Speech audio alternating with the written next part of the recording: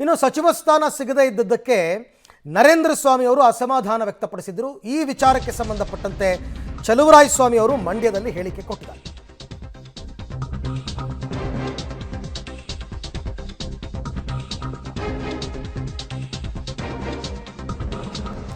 ನರೇಂದ್ರ ಸ್ವಾಮಿ ಅಸಮಾಧಾನ ವಿಚಾರ ಚಲುವರಾಯಸ್ವಾಮಿ ಅವರು ಹೇಳಿಕೆ ಕೊಟ್ಟಿದ್ದಾರೆ.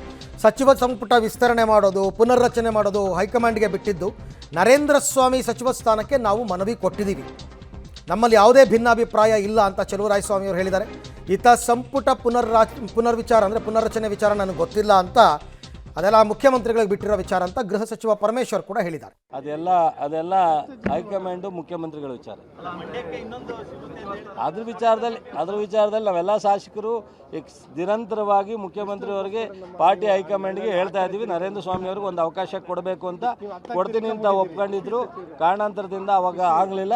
ಆದಷ್ಟು ಬೇಗ ಮಾಡಬೇಕು ಅನ್ನೋ ಒಂದು ಒತ್ತಾಯ ಇಡೀ ಜಿಲ್ಲೆಯ ಕಾರ್ಯಕರ್ತರು, ಲೀಡ್ರು, ಶಾಸಕರು, ಮಾಜಿ ಶಾಸಕರು, ನಾವು ನರೇಂದ್ರ ಸ್ವಾಮಿ ಅವರಿಗೆ ಒಂದು ಅವಕಾಶ ಕೊಡಬೇಕು ಅಂತೇಳಿ ನಾವೆಲ್ಲ ಒತ್ತಾಯ ಮಾಡ್ತೀವಿ. ಅವರು ಅವ್ರ ನೋವನ್ನು ಹೇಳಿದ್ದಾರೆ. ಬಟ್ ಅದು ನಾವು ಸಿನ್ಸಿಯರ್ ಆಗಿ ಬೆಳಗಾವಿ ಅಧಿವೇಶನದೊಳಗಡೆ ಇದೆಲ್ಲ ಕೇಳಿರತಕ್ಕಂಥದ್ದು ರೀಶಫಲ್ ರೀಶಫಲ್ದು ಅದು ಮುಖ್ಯಮಂತ್ರಿಗಳಿಗೆ ಬಿಟ್ಟಿದ್ದು. ಅದು ಅವರ ಅಲ್ಲ, ಗೊತ್ತಿಲ್ಲ ನನಗೆ.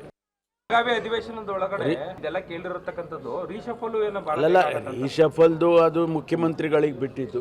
ಅದು ಅವರ ಅಲ್ಲ, ಗೊತ್ತಿಲ್ಲ ನನಗೆ.